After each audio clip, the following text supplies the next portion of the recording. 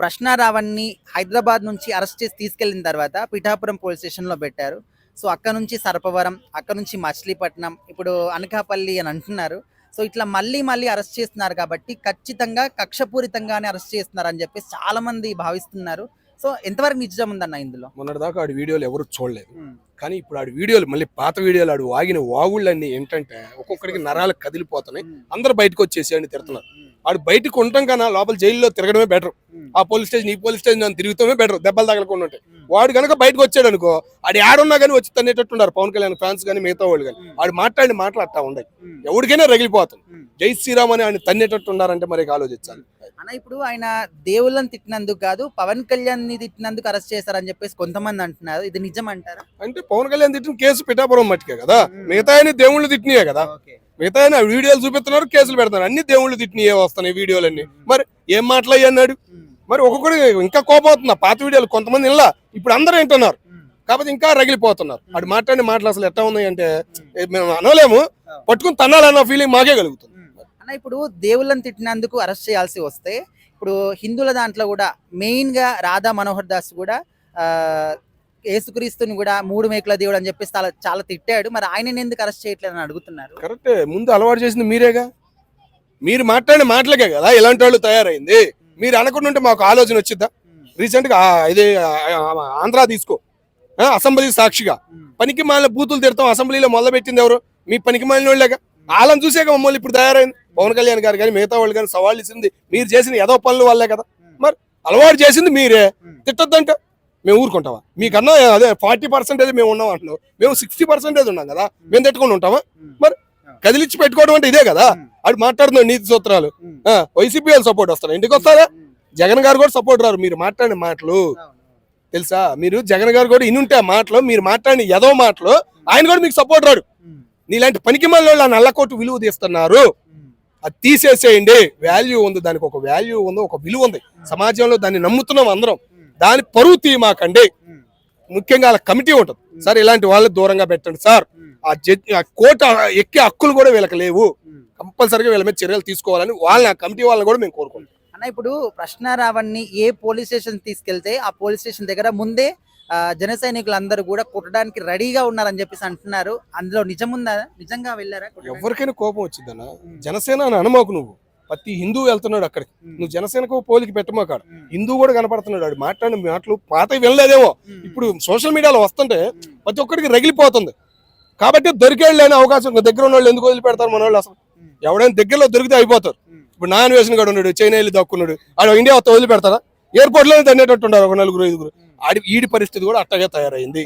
కక్షపూరితంగా అయితే కాదు, ఆయన పైన కేసులు ఉన్నందుకే అరెస్ట్ చేస్తారు. అంతే, మరి చేసిన తప్పులు ఉన్నాయి కాబట్టి కేసు మీద కేసు వస్తుందయ్యా. ప్రకాశ్ రాజు గారు, నువ్వు ప్రశ్న అనుమాకు, నువ్వు ఎవరికి బలితే ఆడికి సపోర్ట్ పలకమాకు. రాజకీయ నాయకులకు పలుకు, వాళ్ళు తప్పులు చేసిన వాళ్ళ గురించి మాట్లాడు. ఇలాంటి పనికి మాలను కూడా నువ్వు ప్రోత్సహించావంటే సోషల్ మీడియా విలువ పోతుందయ్యా. నీలాంటి వాడు స్వేచ్ఛంగా వచ్చి బయటికి మాట్లాడాలంటే చెప్పు తీసుకుని తన్నేటట్టు ఉన్నారు. కాబట్టి నువ్వు ఎవరికి సపోర్ట్ చేయాలో, ఎవరికి మద్దతు ఇవ్వాలో తెలుసుకుని మాట్లాడితే బాగుంటుంది. ఈ ప్రజలందరూ కూడా కక్ష అని అనుకుంటారా? అస్సలు కక్ష కాదు. ఆయన ఒక మీ ఊరు అంటే ఆంధ్ర వాళ్ళ చంద్రబాబు నాయుడు కానీ, పవన్ కళ్యాణ్ కానీ, లోకేష్ కానీ వాళ్ళని నేను విమర్శించుకో. మేము తెలంగాణలో కానీ ఏ ఆడపిల్ల అయినా అన్నది, అరే ఈ దేవతలు దేవుళ్ళు ఎందుకు వస్తున్నారు మధ్యన? ఒక మీటింగు అది మీ సంబంధించింది, మీ చర్చి వల్ల సంబంధించింది. మరి హిందువుల దేవుళ్ళని ఎందుకు కించపడుతున్నారు? హిందువులని సీతాదేవి జైలు, అసలు ద్రౌపది గురించి కూడా మాట్లాడతారా? ఒక ద్రౌపదిని గురించి మాట్లాడే అర్హత ఒక్కళ్ళకి లేదు. ద్రౌపది ఒక శాస్త్రంలా పురాణంలో అలా ఉంది, అలా జరిగింది. ఒక సీతాదేవిని వాడు రాముడు అట అరుణ పంపించిండట. ఎదవ నా కొడుకు తెలుసా? ఆ బుక్ చదువుకోండి, రామాయణం చదువుకోండి, నిజాలు తెలిస్తే మాట్లాడండి. మీరు చర్చి వాళ్ళు కదా, మీరు అదే ఫాలోయింగ్ ఉండాలి. మీ దేవుడిని ఎవరైనా మా వాళ్ళు వచ్చి ఇలా అలా అన్నప్పుడు ఏందమ్మా ఇలా అన్నవని అనాలే. నువ్వు పవన్ కళ్యాణ్ని వాళ్ళని నీ నోటుకు వచ్చిన మాటలు, ప్రకాశరాజు నువ్వు కలిసి దేశాన్ని ఏం కుంభకోళం చేయాలనుకుంటున్నావు? లేకపోతే ఈ 2 దేశాల మధ్యలో ఏ గొడవ పెట్టాలని చూస్తుండ్రు? ప్రకాశరాజుకైతే వాడు అన్నం తింటుండో ఇంకేం తింటుండో అదైతే నిజంగా తెలియదు. మా సీతమ్మ తల్లి మీద, రాముడి మీద, ద్రౌపది మీద బడిసేస్తాడు. వాడు నిజంగా ఆ పరమశివుడు ఉంటే వాడు తలకాయ బలిగి ఏదో ఒకటోడు ఇంకొకళ్ళు ఇద్దరు చచ్చిండ్రు కదా, వీళ్ళకి కూడా కుక్క సాగు తప్పది. నేను చెప్తాను అంటే కదా. అమ్మ ఇప్పుడు ఆయన దేవి దేవతలు తిట్టాడని చెప్పేసి అరెస్ట్ చేశారని మీరు అంటున్నారు కదా. అవును. సో అలాంటప్పుడు క్రైస్తవ మతాన్ని కూడా తిట్టే వాళ్ళు చాలా మంది ఉన్నారు, లైక్ రాధా మనోహర్ దాస్ లాంటి వాళ్ళు. మరి వాళ్ళని ఎందుకు అరెస్ట్ చేయట్లేదని అడుగుతున్నారు. రాధా మనోహర్ని కూడా నోటికి వచ్చినట్టు అరే అంటాడు. ఆయన అనకూడదు. ఎందుకంటే యేసు ప్రభు అరే చరిత్ర ఇది అన్నాడు, కానీ దేవుణ్ణి ఎవరన్నా గలీద్ బూతులు తిట్టారా? మరి సీతమ్మ తల్లిని గలీద్గా తిడుతుండ్రు కదా. ద్రౌపది అలా ఎందుకు పెట్టింది? వాళ్ళకు భోజనాలని నీకు చరిత్ర తెలుసా? తెలియదు. వచ్చి రాని మాటలు మాట్లాడుతున్నావు. మీ యేసు ప్రభుని ఎవరు తిట్టినరా? గలీద్ బూతులు తిడితే మీరు కూడా పెట్టచ్చు. ఎందుకంటే పెట్టచ్చు, తప్పు తప్పే, ఒప్పు ఒప్పే. కానీ ఎవరే కానీ తెలంగాణ కానీ ఆంధ్ర కానీ సీతమ్మ తల్లి మన హిందువుల దేవత సనాతన ధర్మాన్ని నాశనం చేస్తే ఒక్కళ్ళని కూడా ఊకోము, వదిలిపెట్టాం. పోనీ మేము వదిలిపెడతాం అనుకో, దేవుడు అన్నాడు వదిలిపెట్టాడు కదా. అంటే ఈయనని ఫస్ట్ టైం అరెస్ట్ చేశారు, ఓకే, కోర్టు బెయిల్ ఇచ్చింది. అవును. మళ్ళీ అరెస్ట్ చేశారు, మళ్ళీ బెయిల్ ఇచ్చింది, మళ్ళీ అరెస్ట్ చేశారు. అంటే కోర్టే తప్పులేదని బెయిల్ ఇచ్చినప్పుడు మళ్ళీ మళ్ళీ ఎందుకు కుట్రపూరితంగా అరెస్ట్ చేస్తున్నారు? అంటే కుట్ర కాదు, కానీ అసలు అయితే ప్రకాశ్ రాజును ఫస్ట్ చేయాల మెయిన్. అసలు వీళ్ళు వాళ్ళని చేసే ముందు ఫస్ట్ ప్రకాశ రాజుని చేస్తే మన ఆంధ్ర తెలంగాణకు పట్టింది శని అన్నది వదిలిపోతుంది. వాడే అసలు చెడుగు. అసలు వాడు అనకుండే వీళ్ళని ముందు నడిపిస్తాను. వరే మీ ఫ్యామిలీలు మీ కుటుంబాలు పాడైపోతాయి. ప్రకాశ రాజు దేవుందిరా ఇంత తెలంగాణ తెలంగాణలో పుణ్యాన వాళ్ళు భిక్ష అయితే బతుక్కుంటా వాడు ఉంటుండు. అందు గురించి అలాంటి శోభతులు పట్టొద్దు. మీరు ఇలాంటి జైలు పాలయ్యి మీ ఫ్యామిలీలో ఆగం చేసుకోవద్దు. అదొక్కటే నేను అడిగేది. అది నేనైతే నిజం అయితే కాదు అది. ఎందుకన్నా? ఎందుకంటే అంతగానో అన్నాడు కాబట్టి, హిందూ దేవుళ్ళ మీద అడ్డోలుగా మాట్లాడింది కాబట్టి ఖచ్చితంగా అందరు ఇప్పుడు ఎవరు మన హిందువులే కేసు పెట్టారు అంతే. ఆ ఏరియా వెళ్ళి అందరు ఇంకా అన్ని ఏరియాలు తిరగాలి తనోళ్ళు తినాలి. వాడు ఎన్ని రోజులు తింటాడు. అంటే ఇప్పుడు కొత్త ఏం కాదు కదా, చాలా రోజుల నుంచి అందుకే పవన్ కళ్యాణ్ తిట్టినందుకే అరెస్ట్ చేశారు అంటున్నారు. లేదు, అది దొరకలేదు. నేను దొరకలేదు, ఇప్పుడు దొరికారు. పడుకున్నాక ఏం చేస్తారు? వదలకూడదు ఇంక వాడిని. ఈ టేషన్ ఆ టేషన్ అని ఇంకా తిరుగుతూనే ఉండాలి, కొడుతూనే ఉండాలి. అని ఖచ్చితంగా అట్లా వాడితేనే ఇంటాడు, లేకపోతే ఇనే టైప్ కాదు. కాబట్టి అప్పటి నుంచి అయినా వాడు ఎప్పుడో జమాన్ నుంచి ఇలాగే మాట్లాడుతుంది కాబట్టి దొరకాలని చూసారు. ఇప్పుడు దొరికిన ఛాన్స్. అంటే అన్న ఒకసారి అరెస్ట్ చేస్తారు, ఓకే, అక్కడ బెయిల్ వచ్చింది. బెయిల్ వచ్చినప్పుడు విడిచిపెట్టొచ్చు కదా, మళ్ళీ ఇంకో కేసు పెట్టి మళ్ళీ అరెస్ట్ అంతే. అంటే ఇది ఎంతవరకు కరెక్ట్ అంటారు? కరెక్ట్, అది వాస్తవం. మళ్ళీ ఇంకోసారి ఈనాస్ ఉంటాడు, ఇంకోటి రాడు కదా, భయపడతారు. ఇట్లా వేస్తేనే భయపడతారు, లేకపోతే ఇంకా భయం అనేది రాదు. ఈడు కాకపోతే ఇంకోటి వస్తూనే ఉంటాడు, ఇలాగనే మాట్లాడతాడు. ఇంకోటి వచ్చి ఇంకోటి ఇలానే మాట్లాడతాడు. ఇట్లా ఉండొద్దు. కొట్టినామనుకో ఇంకొకసారి ఇలా జరుగుతుంది అన్నప్పుడు వాడు ఖచ్చితంగా భయపడతాడు. అంటే ఇట్లా తిట్టిన వాళ్ళని అరెస్ట్ చేయాలనుకుంటే ఇప్పుడు మన వాళ్ళు కూడా, అంటే లైక్ రాధా మనోహర్ దాస్ లాంటి వాళ్ళు కూడా వాళ్ళ దేవుని కూడా తిడుతున్నారు, ఆయనను కూడా అరెస్ట్ చేయాలి కదా అని అంటున్నారు. ఆయన ఎందుకు తిట్టాడు చెప్తాడేమో అంతే. మీరు చేసే వ్యవహారాలు ఎట్లుండే చర్చిలలో అదేదో మంత్రాలు వినట్టు ఊగడం చేసుడం, మీ నాటకాలు అన్ని మరి దారుణంగా ఉన్నాయి. కాబట్టి ఖచ్చితంగా ఇలాంటి ఓడైనా అంటాడు. ఎవడని ఇప్పుడు ఎంతమంది, ఆయన ఒక్కడే కాదు కదా, బొచ్చడం మంది చేస్తారు అలాంటివన్నీ. మరి ఇప్పుడు ఈయన తిట్టినందుకు అరెస్ట్ చేసినప్పుడు వీళ్ళని కూడా అరెస్ట్ చేయాలి కదా అని చెప్పేసి అంటున్నారు. ఆయన ఎందుకు అరెస్ట్ చేస్తారు? చేసే అవసరం లేదు. అంటే ఆయన కూడా తిడుతున్నాడు కదా. తిట్టలే, ఆయన ఎప్పుడు తిట్టలేదు. నువ్వు చూసినావా తిట్టంగా? విన్నాము. ఎప్పుడు తిట్టంగా అంటే 3 మేకలు తిడు. ఇప్పుడు ఉన్న రావణ్ ప్రశ్న ఏమన్నాడు? అడ్డోలే తిట్టాడు. అట్లా అనలే కదా. మరి అలాంటివి కాకుండా పదాలు వాడకుండా నువ్వు ఈయన 3 మేకలు అంటే అది బూత్ పదమా నీకు? అంటే 3 మేకలు అంటే బూత్ పదం అంటావు. అంటే మేక అనేది బూత్ పదం అంటావు, అంతేనా? అంటే మొత్తానికి ఇప్పుడైతే కక్షపూరితంగా కాదు, ఇలాంటి వాళ్ళకి ఇలాంటి శిక్ష పడాలి కాబట్టి అరెస్ట్ చేస్తున్నాను అంటారా? పడితేనే ఇలాంటి శిక్ష పడితేనే ఇంకొకసారి ఇంకోటి మాట్లాడాలన్నా చెయ్యాలన్నా భయపడతాడు. ఎందుకు ఇంతమంది సపోర్ట్ చేస్తున్నారు ఆఖరికి ప్రకాష్ రాజ్ గారు? అంటే మన సాధారణ ప్రజలు కూడా చాలా మంది సపోర్ట్ అందరూ కూడా ఏం చేయట్లేదు. చర్చిలలో ఉన్న క్రిస్టియన్స్ వాళ్ళే కూడా ముస్లిమ్స్ గలీలు చేస్తారు. కానీ ఇంకోటి ఏంటంటే ప్రకాష్ రాజ్ ఏంటంటే వానికి దూలు ఎక్కువ.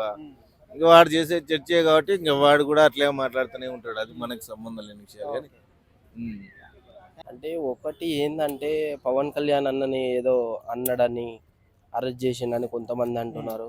కొంతమంది ఇంతకు ముందు గీట మా దేవుళ్ళ పట్ల కొద్దిగా దుర్భాషలాడడం జరిగింది.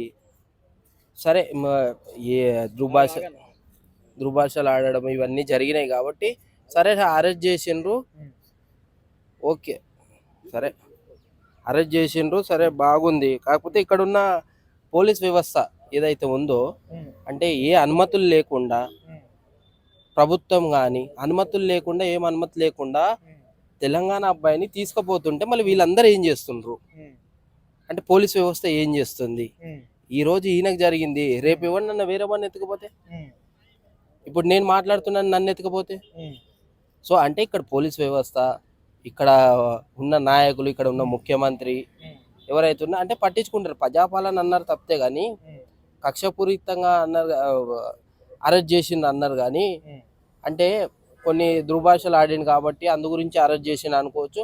సో ఒకసారి అరెస్ట్ చేస్తే ఇవన్నీ మానుకుంటాడు అంటే చూసి మాట్లాడతారు ఎవరి పట్లనైనా అని అనుకున్నాడు. కాకపోతే పవన్ కళ్యాణ్ అన్న మరి మొన్న వచ్చినప్పుడు గిట తెలంగాణ మీ అయ్య జాగిరా అన్నాడు. సో అంటే ఆయన వ్యక్తిగతము, ఆయన మంచోడే. కాకపోతే ఆ మాటలు అన్నప్పుడు గిట మరి ఎవరికైనా రోషం వస్తుంది, తెలంగాణ అబ్బాయికి ఎవరికైనా రోషం వస్తుంది. అందు గురించే ఆయన గిట మాట్లాడిండు. ఎవరైతే ఇప్పుడు తీసుకెళ్లిపోయిండు ఆయన గిట ఏం మాట్లాడిండు, మా తెలంగాణకు వచ్చి మా తెలంగాణ గడ్డ మీద నించొని, మంచి వ్యక్తి కాదండి, సాయం చేస్తాడు అందరికి పవన్ కళ్యాణ్ అన్న, అది వేరే విషయం. కాకపోతే ఇక్కడికి వచ్చి నువ్వు తెలంగాణ గడ్డ మీద నించొని మీ అయ్య జాగిరా అంటే ఎవరికైనా కోపం. అందు గురించే ఆయన శ్రావణ్, ఆయన ఏదైతే ఉన్నాడో రావణ్, అశ్నారావణ్, అందు గురించి ఈరోజు మాట్లాడిండు. మీకు ఆ దానికే మీకు అంత రోషం బొంకొచ్చిందంటే మరి నువ్వు తెలంగాణ గడ్డ మీద నించొని ఆ రోజు మీ అయ్య జాగిరా అంటే మాకు గిట్ట రోషం వస్తుంది కదా. అందు గురించే ఆయనని కొన్ని అనివార్య కేసులల్లో తీసుకుపోయిండ్రు. ఇక్కడ ఉన్న ప్రభుత్వం మెయిన్ ఏదైతే ప్రభుత్వం ఉందో ఇక్కడ ఆ ప్రభుత్వం యాక్షన్ తీసుకోవాలి. అంటే ఎందుకు తీసుకుపోయిండ్రు, అనుమతులు లేకుండా వచ్చి ఇక్కడికి వచ్చి ఆయన ఎత్తుకుపోతుంటే ప్రభుత్వం ఏమనకుండా సైలెంట్గా ఎందుకు ఉంది? మరి ఎవ్వరు మాట్లాడట్లేరు ఆయన గురించి. అంటే చాలా తప్పు. అంటే ఇక్కడ ఉన్న ప్రభుత్వం పని చేయకపోవడం సరిగ్గా, అంటే భయం లేకపోవడం, అంటే ప్రభుత్వం అనే భయం లేదు, అంటే ప్రజలకు లేదు, ఇటు నాయకులు కానీ ఎవరు రెస్పాన్స్ అదే మంచి వ్యక్తులు అనే విధంగా లేరు వీళ్ళు. అందరు మాకు ఏం చేయలేదు, ఈ కాంగ్రెస్ పార్టీ వచ్చిన కాడ నుంచి అరాచకం చేస్తుంది తప్పితే ఒక్క మంచి పని చేసింది లేదు. అందు గురించి గాలికి వదిలేసారు. అంటే ప్రభుత్వం ఉందని గిట్ట లేదు ఇక్కడ. ఇక్కడ ప్రధానంగా ఎవరు మాట్లాడుతుందంటే కేటీఆర్ అన్న, హరీష్ రావు అన్న ఏ సమస్య మీదనైనా మాట్లాడడానికి సిద్ధంగా ఉన్నారు వాళ్ళు. కానీ ప్రభుత్వం ప్రజాపాలన వచ్చింది కానీ ఒక్క నాయకుడు మాట్లాడతారు, ఒక ఎమ్మెల్యే మాట్లాడతారు, ముఖ్యమంత్రి గిట్ట సరిగ్గా మాట్లాడలేరు. అంటే ఏం జరిగినామంటే మేము గమ్మున ఉంటాం. మేము ఎందుకు వచ్చినామంటే అధికారంలోకి నేను ఒకసారి సీఎం కావాలనుకున్నా, రేవంత్ రెడ్డి గారు ఒకసారి సీఎం కావాలనుకున్నా, నాకు ఆ సీఎం అవకాశం దక్కింది చాలు. ఇంకా నేను వచ్చినా రాకపోయినా నాకు ఒకసారి సీఎం అవకాశం వచ్చింది కాబట్టి దాని మీద కూర్చున్నా. ఇంకా అంతవరకే తెలుసు. కానీ పరిపాలన ప్రజలకు ఎట్లా చేయాలి ఏందనేది ఈ రాష్ట్రంలో ఎవరెవరో ఎన్నెన్నో మాటలు అంటున్నారు తెలంగాణ గురించి. డిక్షనరీ లేదని ఒకడు, ఇంకోడేమో మొన్న సినిమా గురించి, ఇట్లా రకరకాలుగా. అంటే కేసీఆర్ లేక సుఖాలు ఎక్కువ అయిపోయినాయి అందరికి. కేసీఆర్ లేక సుఖాలు ఎక్కువ అయిపోయినాయి. కేసీఆర్ ఎంట్రీ ఇస్తే మళ్ళా అప్పుడు అందరికి లాగులు దడుస్తాయి. ఈ పార్టీ నాయకులకు, ఇక్కడ ఉన్న ప్రజలకు గిట అప్పుడు గుండె దడబడుతుంది. అంటే కేసీఆర్ రేఖ సుఖాలు ఎక్కిపోయినాయి, కేసీఆర్ ఎంట్రీ ఇచ్చినానుకో అప్పుడు అందరికి తడుస్తుంది. సో అది గుర్తుపెట్టుకోవాలి, జాగ్రత్తగా ఒళ్ళు దగ్గర పెట్టుకొని మాట్లాడాలని కోరుకుంటున్నాను.